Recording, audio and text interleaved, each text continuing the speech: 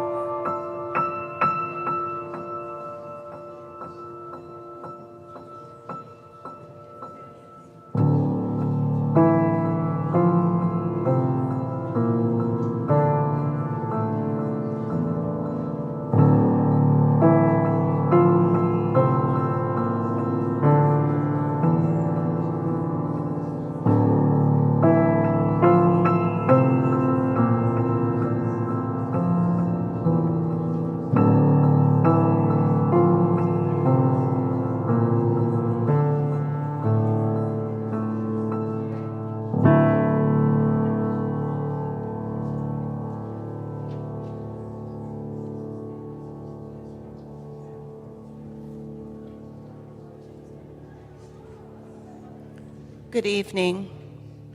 We're going to start this evening with the song Imagine by John Lennon.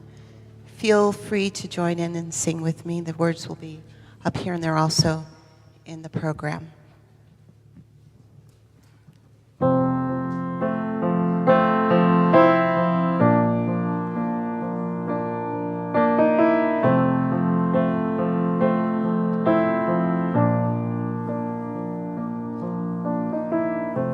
Imagine there's no heaven. It's easy if you try. No hell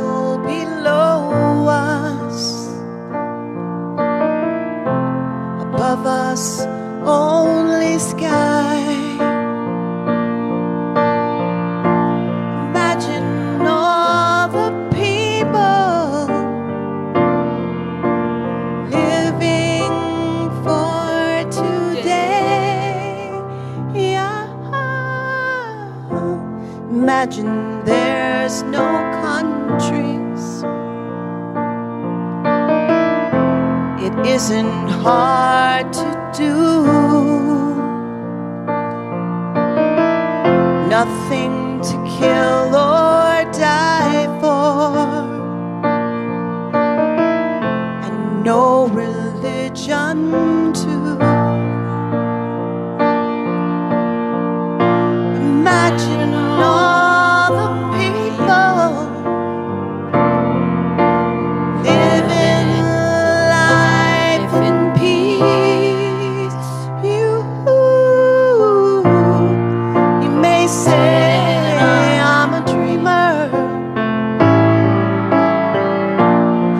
but I'm not the only one. Hope someday you'll join us, and the world will be as one.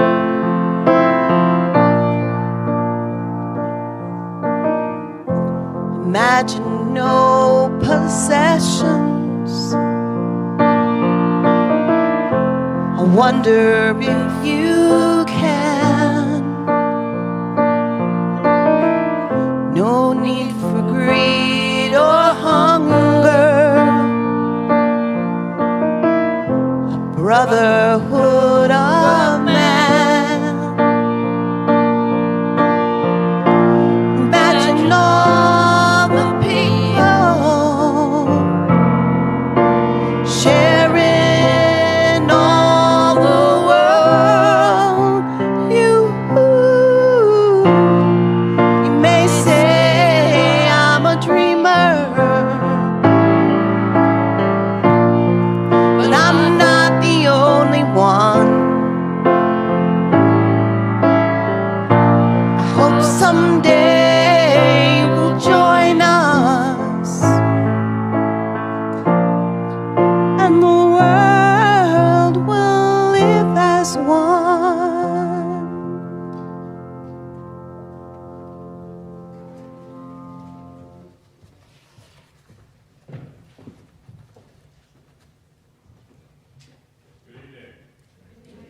I am Reverend Mike Moran. It is my honor to serve this congregation here at 14th and Lafayette, First Unitarian Denver, where I have been for quite a few years now.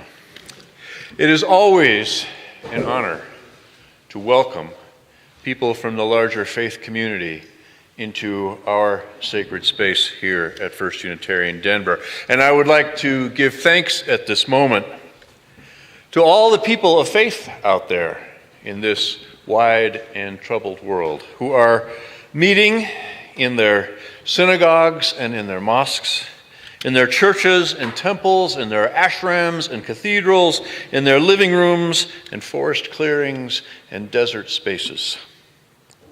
May they all connect with their higher sources, and may that connection lead them all to lives of peace and mercy and compassion. I've been asked to share with you that there will be food after the service from Jerusalem Restaurant, and you are all invited to stick around and share. And I've been invited to let you know that First Unitarian here is going to be offering a 5-week course on Palestine, Israel. It's going to start Monday, February 5th. From 7 to 9 p.m. and run 5 weeks, and you can express interest or learn more or register for that with the scan code right there on your order of service. I hope you got one. And lastly, for those of you who are not familiar with this particular faith tradition of Unitarian Universalism, like all 13 syllables of our very long name, we come historically out of the Protestant Reformation. The Unitarians believed that whatever the divine might be, the source of all things, it was best represented by a unity rather than by a trinity. Hence the name Unitarian. And the Universalists were people who believed that we are all the children of God, and we will all be reconciled with God. Historical Universalists got their name because they believed in universal salvation, no exceptions. And I'm going to end these words of welcome that I've been given to do with the words that we use here at First Unitarian at the end of every single Sunday morning worship service. And those words are these: our congregation is dedicated to the proposition that behind all our differences and beneath all our diversity, there is a unity that makes us one and binds us forever together in spite of time and death and the space between the stars. Amen and welcome.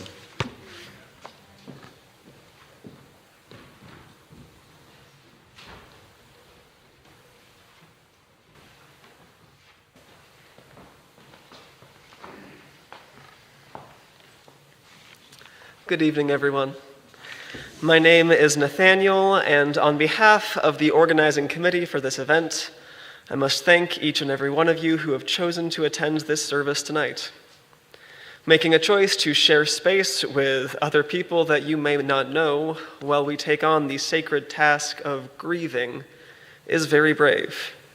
We thank you for bringing your aching hearts into this sanctuary, and we promise that we do not take your courage for granted.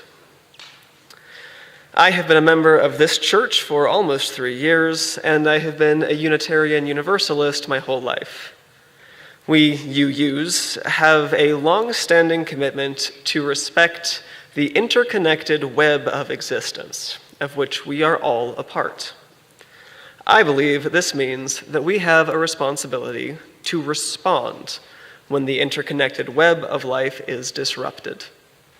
When thousands of people are killed by a force they cannot hope to overpower, no matter how far away we are from the conflict, we all have the same responsibility: to honor the dead and fight for the living. My name is Laura. I grew up in a Jewish interfaith household and started one of my own when my husband and I married 2 years ago. Jews from all over the world have stood with marginalized people in their struggle for liberation. As I have said at every Passover Seder that I can remember, until we are all free, none of us are free. We are not and cannot be free while all of Gaza is oppressed. Let us reject narrow and dogmatic interpretations of our holy texts, while we draw strength from our traditions, which hold deep and unshakable knowledge of what is right and what is wrong. Tonight, we will raise funds to bring desperately needed medical relief to the children of Palestine, but we also hope to give something necessary to all of you in this room.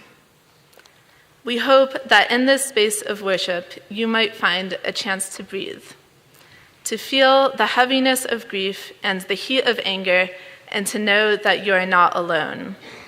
Even if the rest of the world wants us to ignore the devastation in Gaza, tonight, in this building, we will speak the truth, that too many people have died, that they all mattered, that they are missed, and that the people that they left behind deserve better.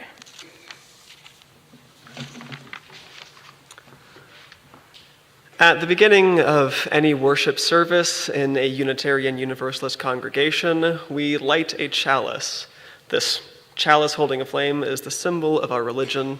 It can mean different things at different moments, but we hope tonight that you will see some of the warmth and light that we need to get through a really dark time in our world.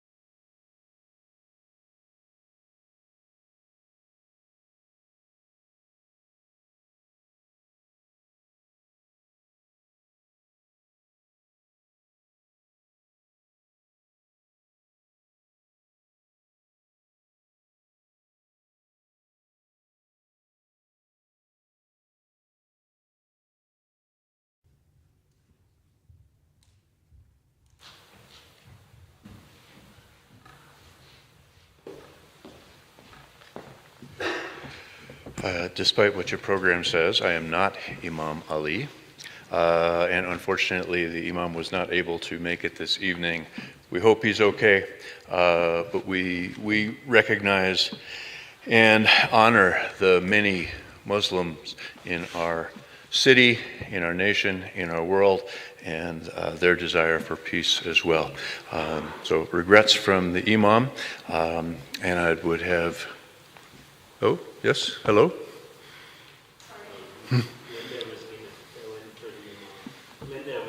Oh, okay, that's news to me. Yes, Linda will fill in for the Imam.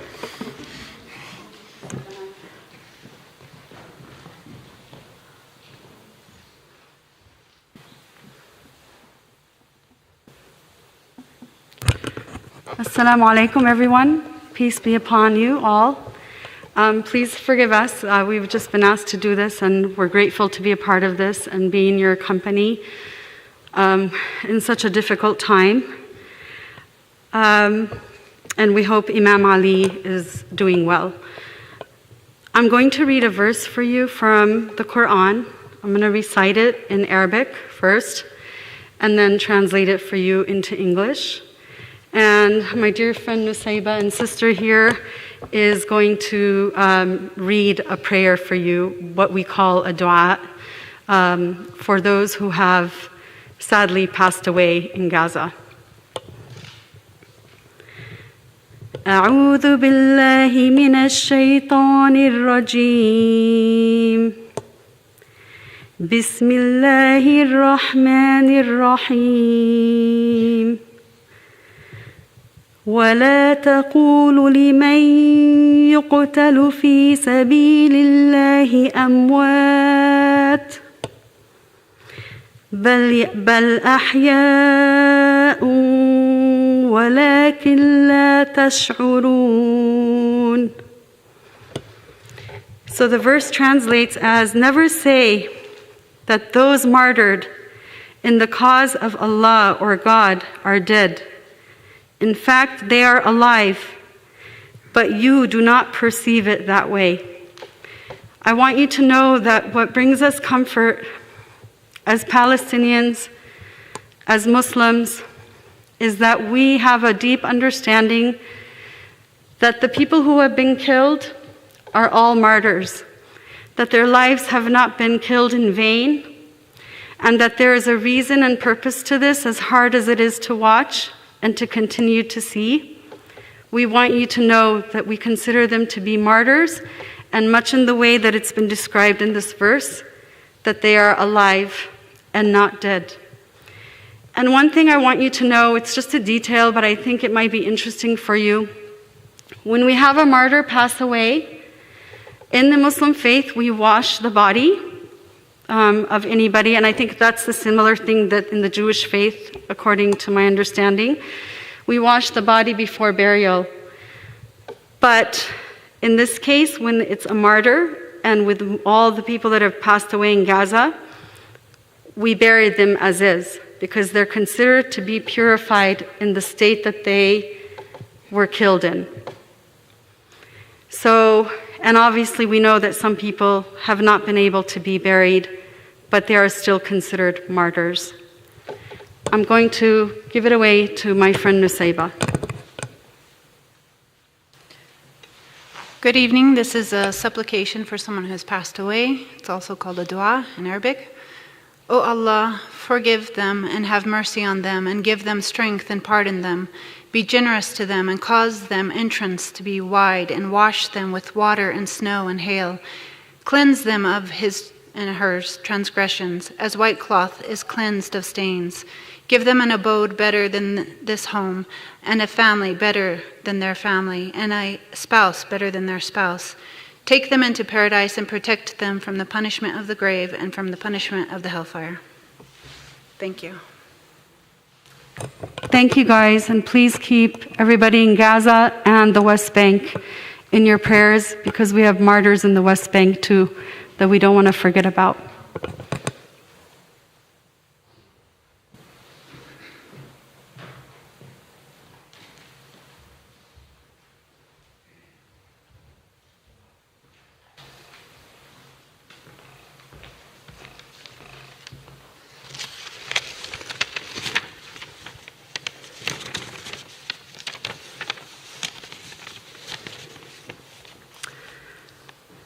There's an ancient Jewish liturgical text called Kaddish that you may have heard of.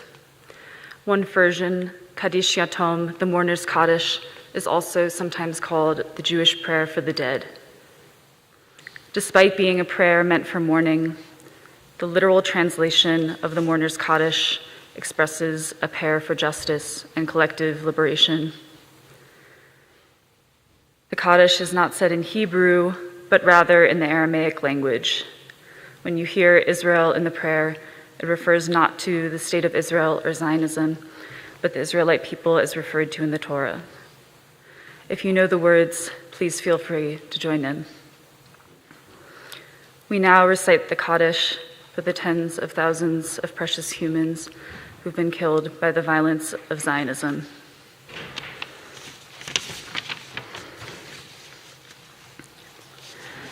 Yitgadal v'yitkadash shemei Rabbah, v'yalma divrach hirutei v'yamlich malchutei, b'chayechon u'v'yomechon u'v'chayei d'chol beit Yisrael v'yal kol yoshvei tevel, ba'agala u'vizman kariv v'imru. Amen.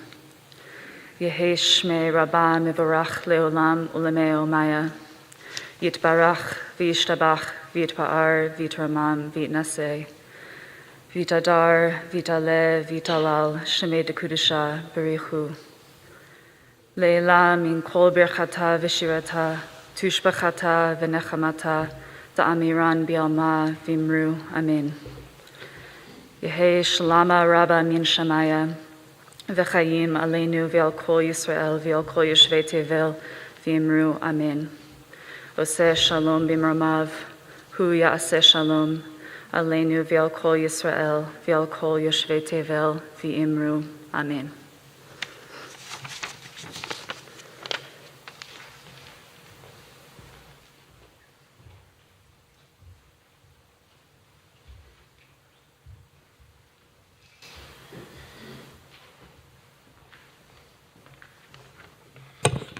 Hi, everyone. Thank you for being here. My name is Anne.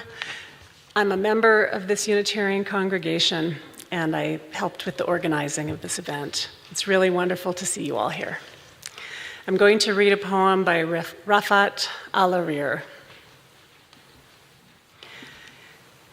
If I must die,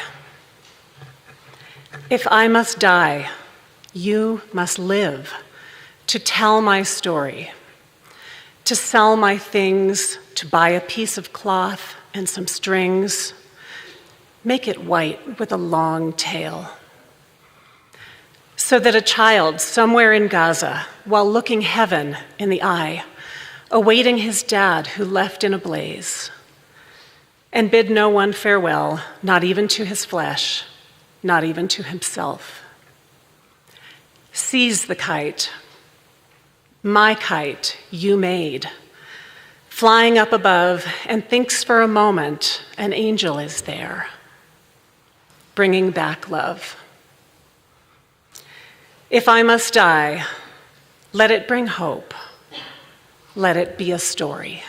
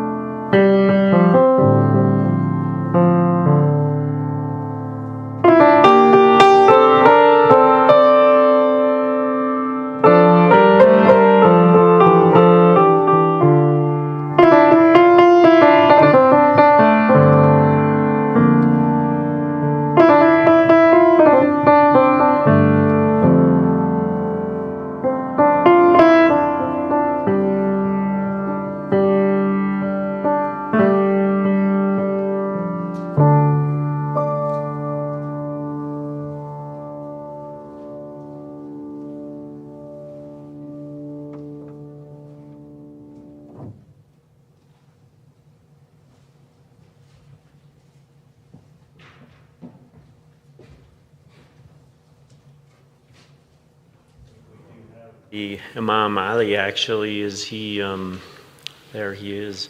So Alex will have maybe Imam Ali give a few words and then thank you.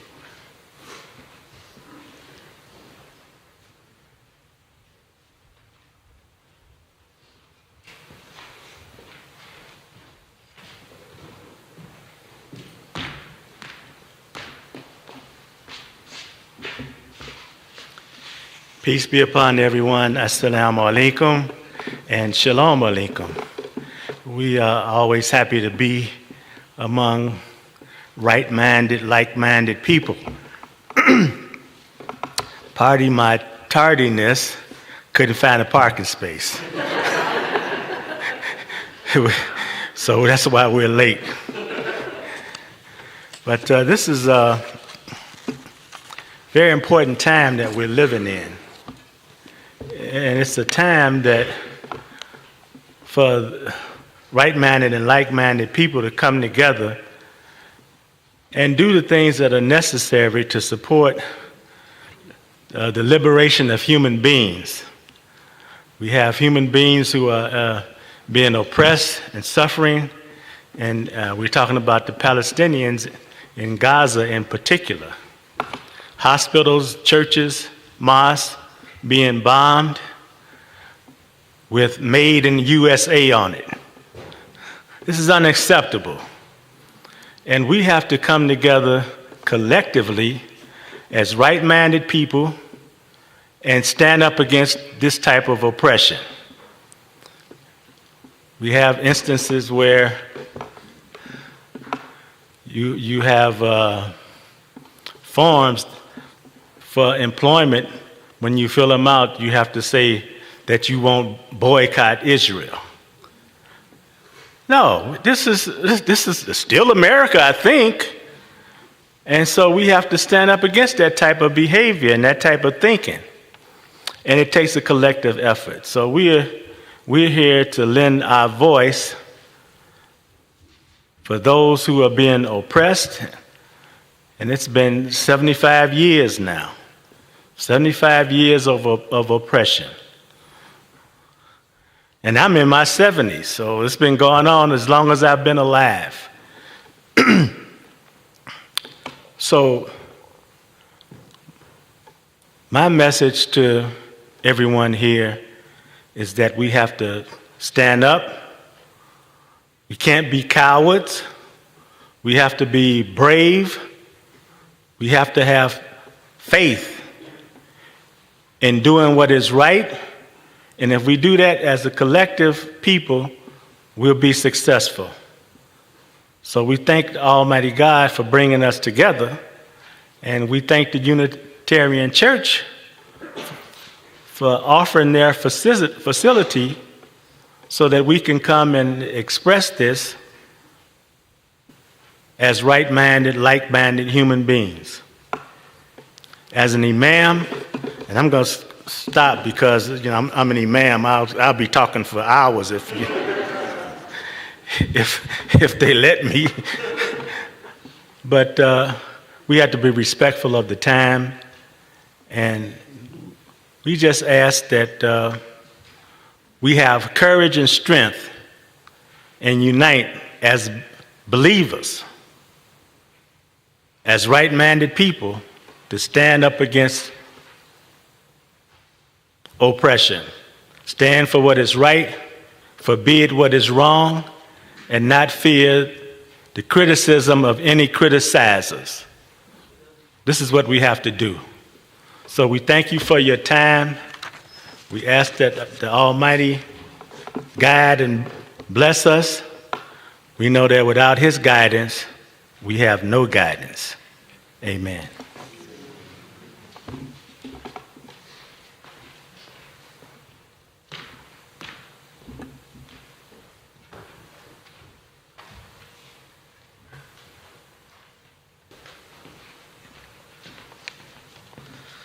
All right, I'll try and go fast because I know I'm in the way of you guys getting food.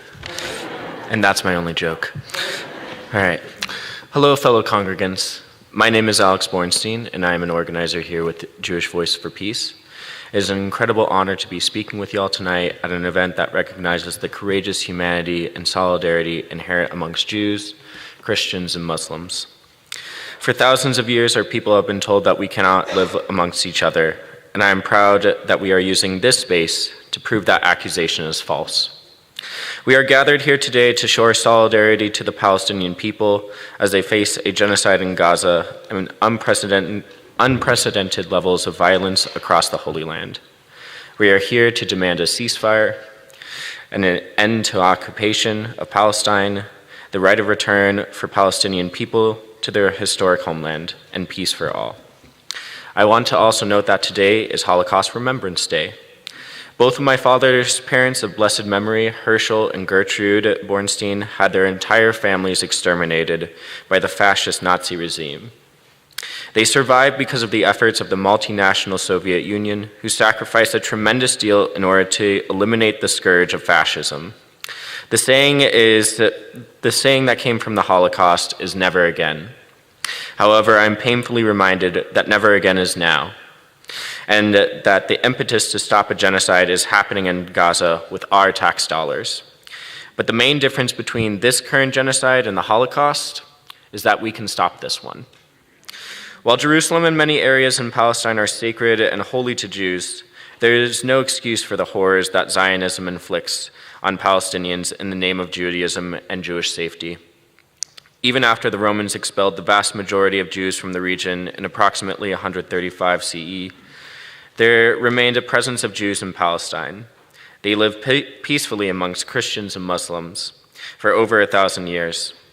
The idea of Zionism came from the need for Jewish safety because of rampant anti-Semitism in Europe. But this need for safety quickly morphed into a six-settler colonial project, hell-bent on removing all Palestinian presence in the land. This is despicable, because domination, racism, and apartheid are not synonymous with safety. In fact, it creates the illusion of safety and security.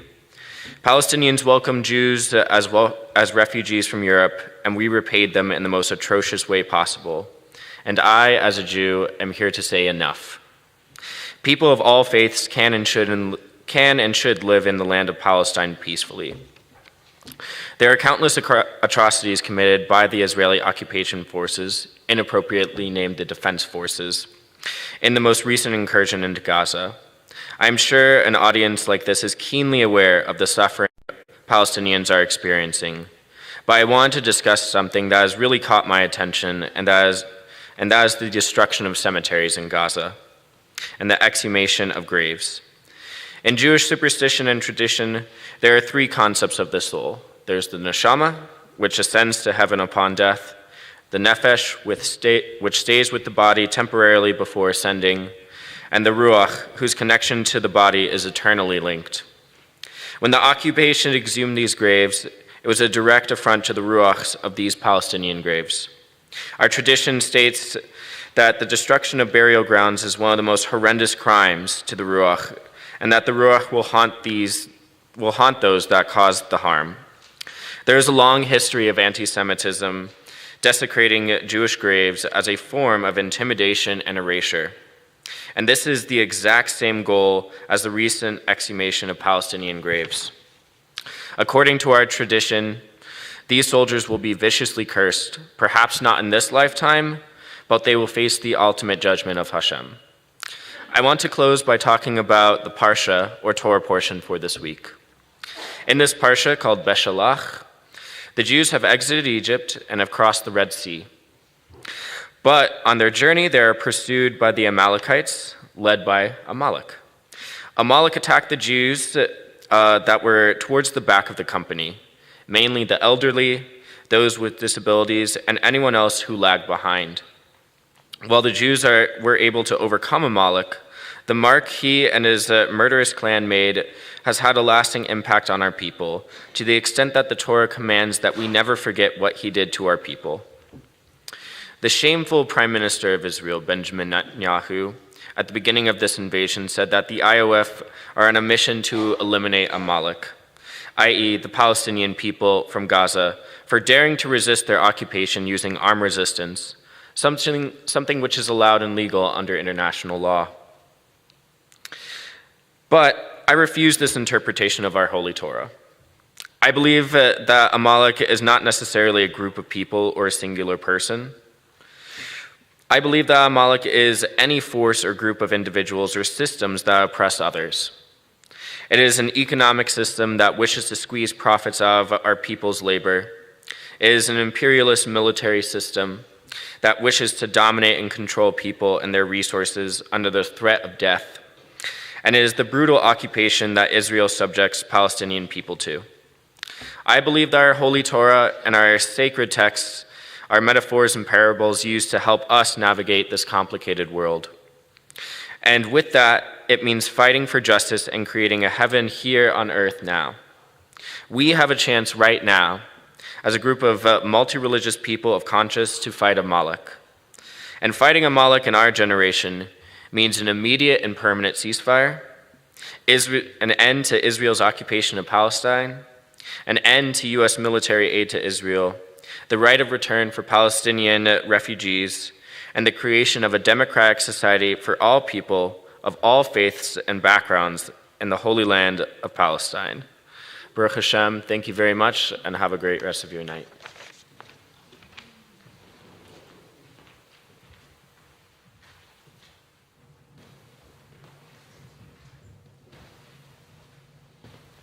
Thank you, Alex. My name is Basil, and I'm the longest part of this great ceremony.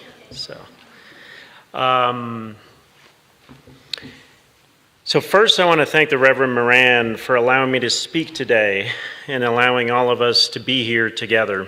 It is amazing to see so many people of goodwill standing together. I stand with great gratitude for our ability as Unitarians, Muslims, Christians, Jews, Sikhs, agnostics, and all people of goodwill to come together to share in our collective emotions and call out for peace. Today, I join all voices in calling for an immediate ceasefire in Gaza, West Bank, and all of Israel. I start with the words of Dr. Martin Luther King Jr., who reminds us that the call to peace is not an easy road, a man whose words remind us of the courage, the sacrifice, the discomfort caused by speaking the language of peace. His words ring true today as they did in 1967 when the Vietnam War raged.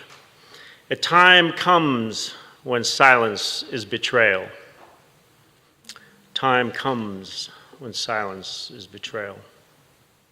The truth of these words is beyond doubt, and yet so many are afraid to utter the words ceasefire, for fear of being called anti-Semitic or the fear of being labeled a terrorist lover. It is a shame that we reach a point where calls for peace equate with violence. On Holocaust Remembrance Day, we gather to honor and pray all victims of those who were killed by Hamas in the terrorist attack on October 7th. And it is my fundamental belief that all violence must stop in order to find some way to be able to move forward. Based on Israel's data, 1,139 have died in the terrorist attack, of which 695 were civilians, 373 were security forces, and 71 were foreigners. To date, Israel's revenge attack has now killed 26,000 Gazans, including over 10,000 children. As a physicist having taken a course in the violent effect of wars on civilian casualties, I calculate the number to be much closer to 55,000, and the number of children killed to be closer to 26,000. Israel has dropped the equivalent of 2.5 Hiroshima bombs on Gaza. Gaza now is considered one of the most intense civilian punishment campaigns in modern history. In satellite photos, Gaza is a different color from space. It is a different texture.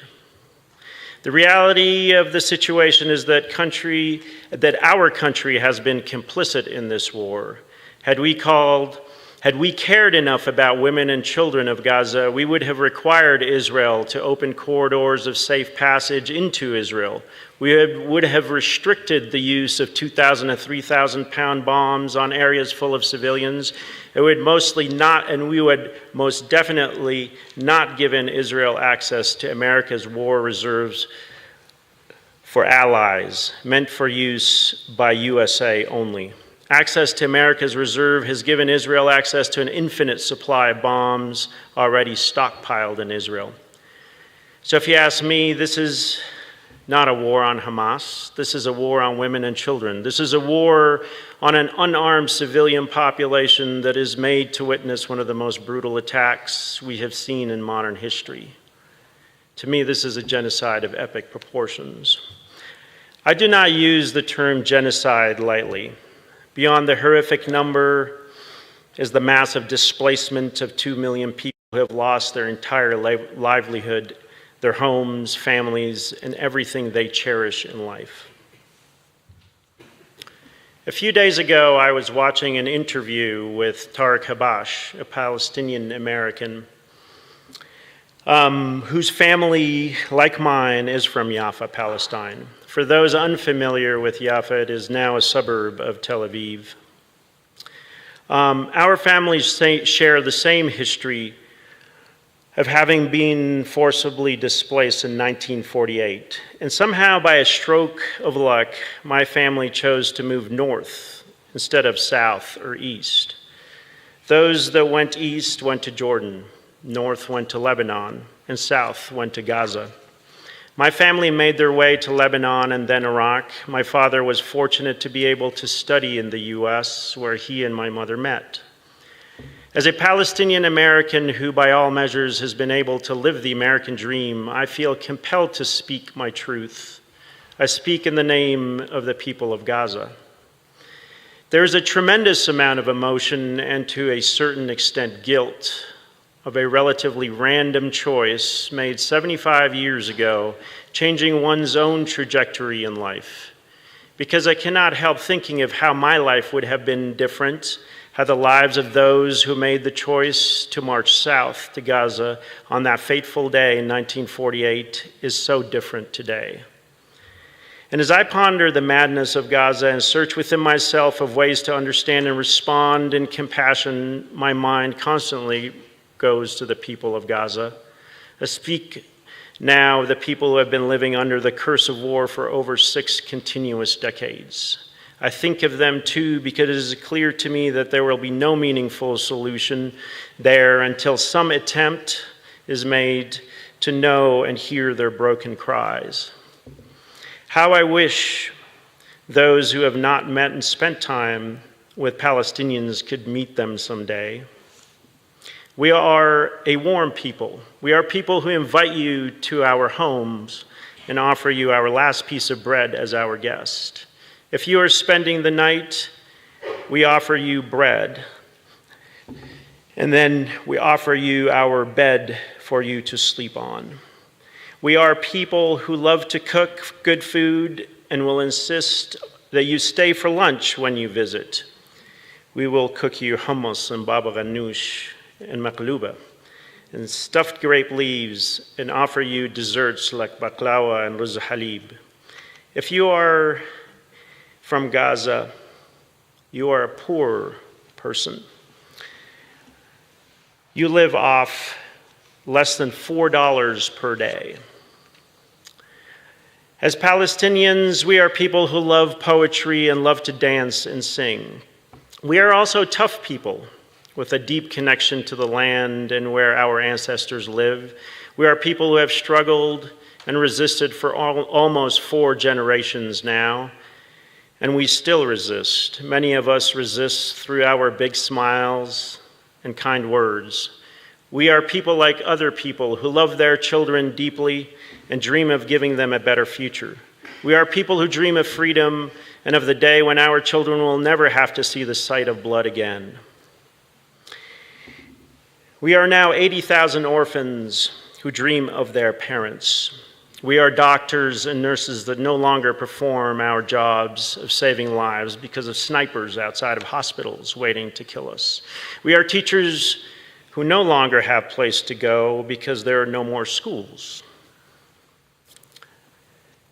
On Holocaust Remembrance Day, we raise our voice in the name of humanity and in the name of mercy.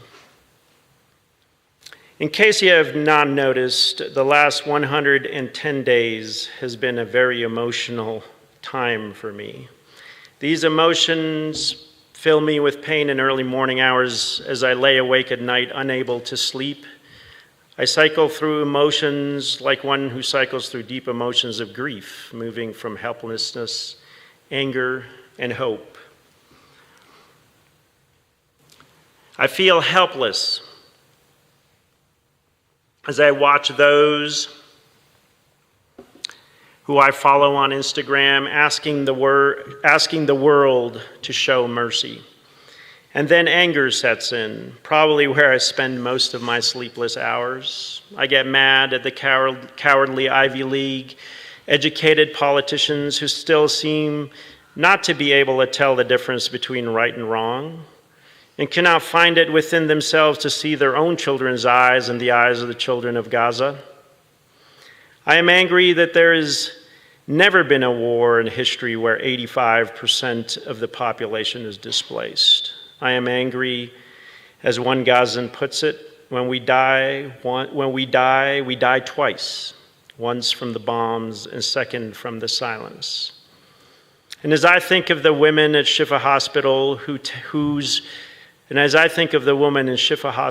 10-year-old boy is on a ventilator with 2 daughters by her side, who, as the Israeli tanks are approaching, must choose to leave to save her 2 girls. What does she whisper to her boy in those final minutes? How does she say goodbye?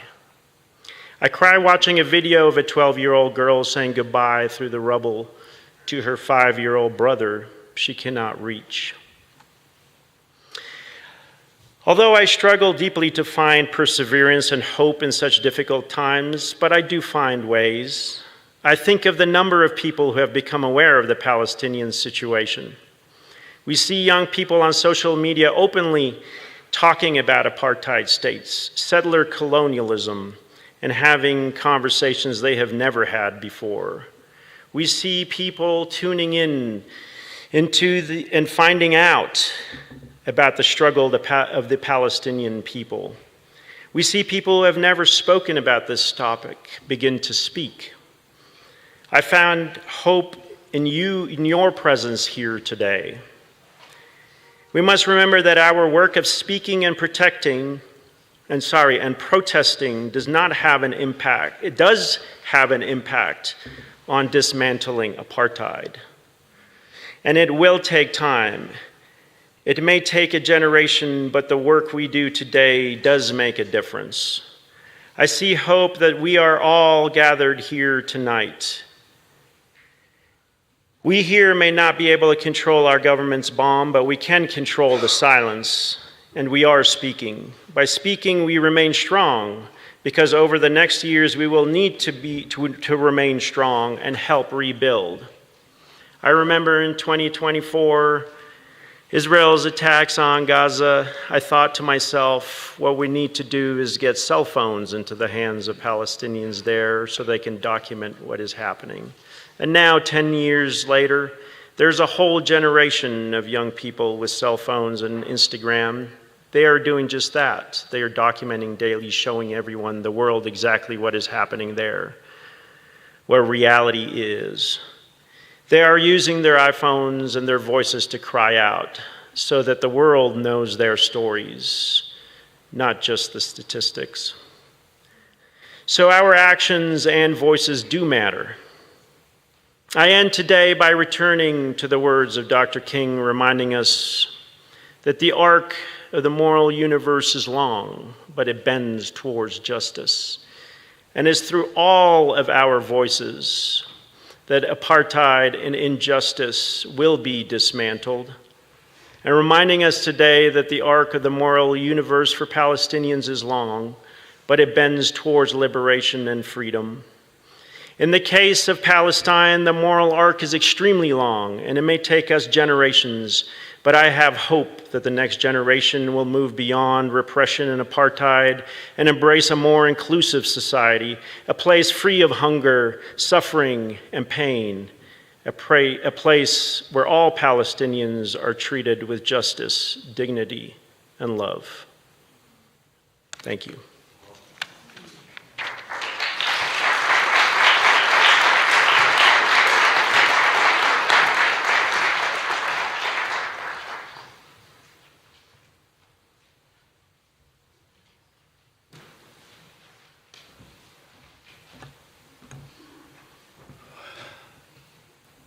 So I want to start off with just saying that it's appropriate to feel sadness. And it's appropriate to feel anger. When I try and talk to my friends and family about what's going on in Gaza, my language fails me. Words like atrocity, genocide, ethnic cleansing, they're not strong enough. They don't paint the picture. So I'm going to ask us that we try silence. Can we have a moment of silence to all those who have been murdered, to all those that have been wounded, to all those that are sick and suffering?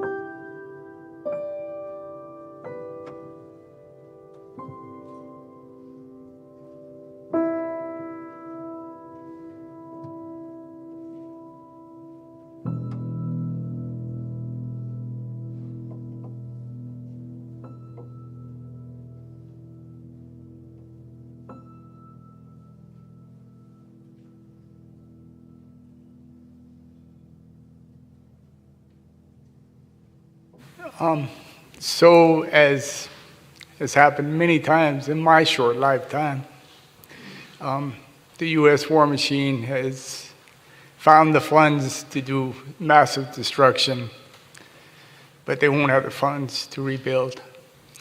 So we're going to try and help with a little piece of that tonight. We're going to take a collection for the Palestinians Children's Fund, who have been doing work in Gaza for a long, long time, work in Palestine, the West Bank too. And here's Rima, who's going to tell us.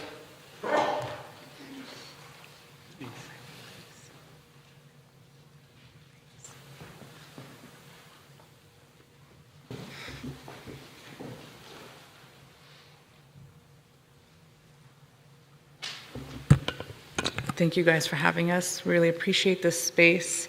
On behalf of the Palestinian community, we really appreciate all of you guys for being here and giving us a voice in this space during this time. My name is Rima Wahdan. My family has been a part of this community for over 50 years. We actually established a restaurant called Jerusalem Restaurant in the efforts to build community, to be able to have people of different faiths to come to know one another. We thank you for your prayers and your presence here today. We are here because we know we all have to step up for the moral failures of our government and elected officials for not providing their bare minimum in Gaza, which is just a ceasefire. Our community in Colorado currently mourns the death of 316. We have several family members that have lost branches of their family trees. 2 of them have lost over hundreds of people from their family. And one, who's a very staunch community activist, has lost over 116 from his family. As an American citizens of all faith, we are working to atone for the injustice that are currently being committed in Gaza, the deplorable measures that are impacting Palestinian Christians and Muslims in Gaza. The Christian community, once flourished in Gaza, is now on the brink of extermination, and only 600 Christians are left. Together we stand because of the injustice not being committed by the U.S. and Israel, but it will not be committed in our names. We will not stand while they render international law worthless and irrelevant. We will not stand while the children are being labeled as wounded children, no surviving family. We will not stand and accept the moral failures of our government to allow hypocrisy ring while they support Ukrainian freedoms and they deny Palestinian of theirs. We will not be fed the war propaganda that they once gorged us with in Iraq, Afghanistan, Libya, Vietnam, amongst others. We are here to stand up to this war ideology and ensure that a calling for peace and humanity is louder than the blazes of rockets and AR-15 slaughtering the masses in Palestine. We are here to stand up and speak to the voiceless. 1,200,000 children that are no longer here with us, the women and men who just wanted to provide for their families and have been decimated. We are here to stop the skies from crashing down on the Palestinian dreams, memories, and potential. We are here to allow Palestinian babies the opportunity to grow up with parents and not be abandoned in the wind. To have children once lick a lollipop and taste sugar on their taste buds as they laugh and giggle in playgrounds. We are here to stop the bullets from ripping into the flesh of warm bodies of Palestinian boys and girls, having their corpses decay in the rubble only to have parents pick up the pieces in plastic bags. We are here to make it stop, to allow peace to take a path forward, to allow diplomacy the opportunity to survive, and to allow Palestinians the ability to live. So today, we stand in prayer, a prayer for all of those suffering in Palestine and in Israel. We pray to Allah, God, provide them with peace, compassion, comfort.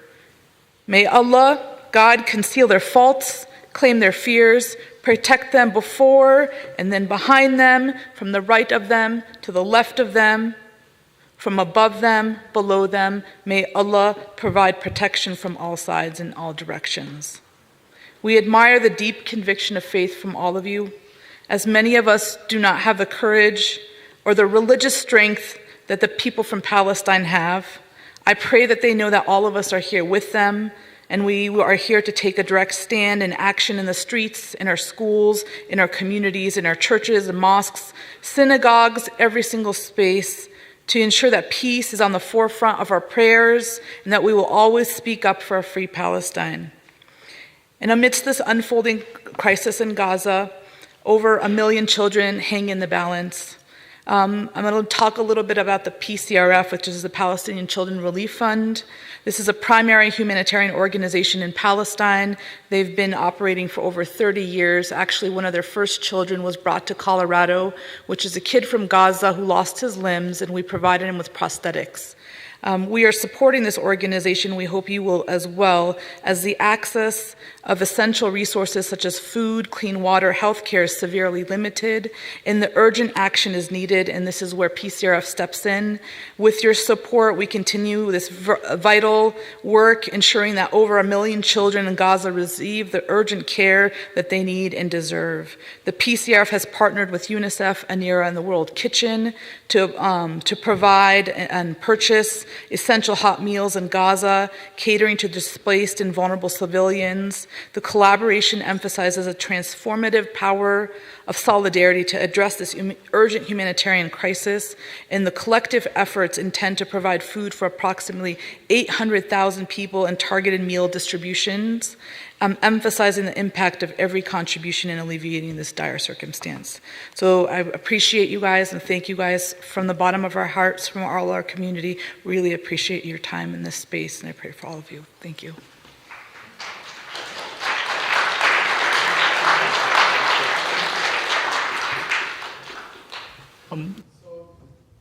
Passing a basket, but there's also a QR code in your program.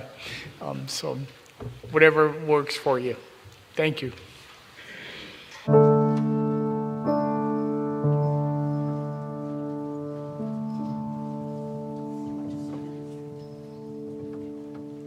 Oh, will you come when I call you? I'll come when you call me.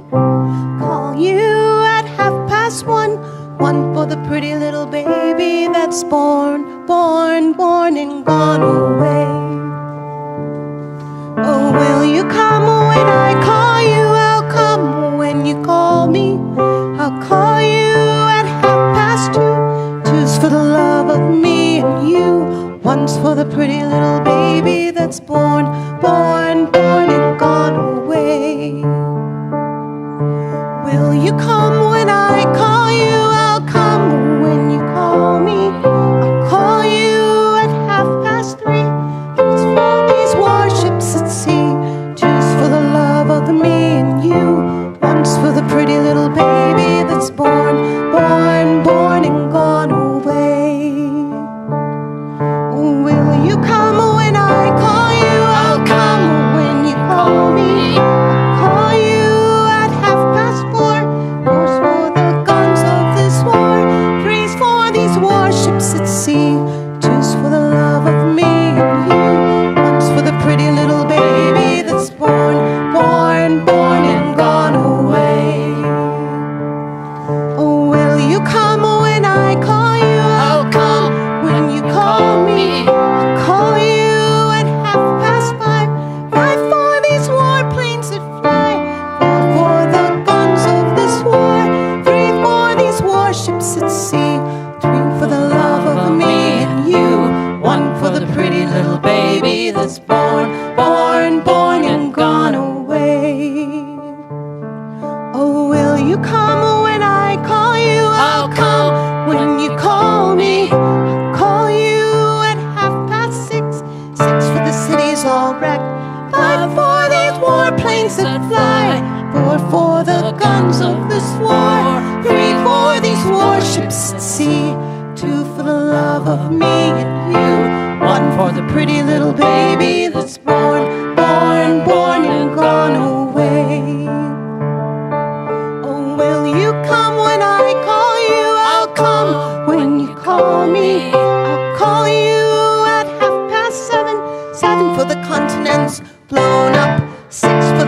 cities all wrecked. 5 for those warplanes that fly, 4 for the guns of this war, 3 for the warships at sea, 2 for the love of me and you, 1 for the pretty little baby that's born, born, born and gone away. Oh, will you come when I call you? I'll come. Then you call me. I'll call you at 8:30. 8 for my 8 billion graves. 7 for the continent blown up. 6 for the cities all wrecked. 5 for these warplanes that fly. 4 for the guns of this war. 3 for the warships at sea. 2 for the love of me and you. 1 for the pretty little baby that's born, born, born and gone away.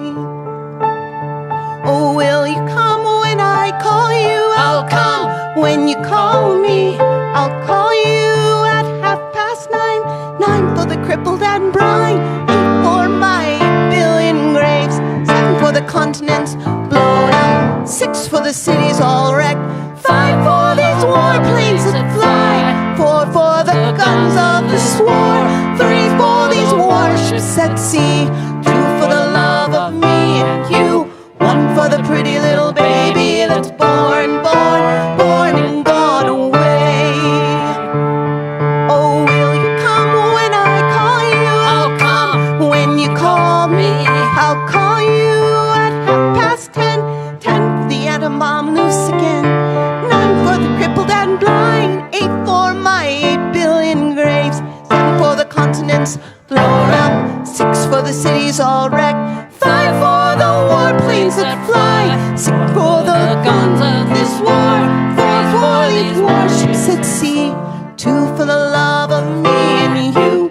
1's for the pretty little baby that's born, born, born and gone away.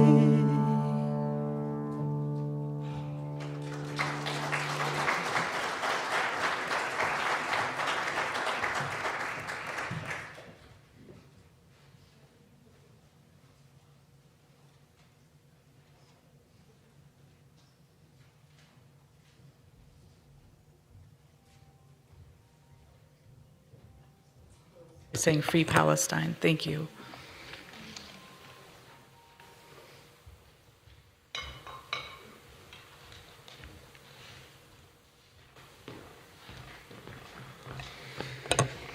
We would love to thank you all for being here, as well as thank you so much.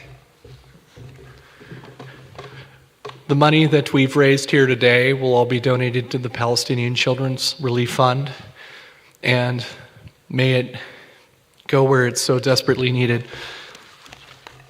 Our service is ended. You're welcome to join us, please, in the foyer area. We have a whole bunch of food, and we have time and space for you all, and we would like to thank Jerusalem Cafe as well for giving us the food, and thank you to our speakers as well as all of our marshals and everybody that has been so helpful in making this event possible. Thank you so much.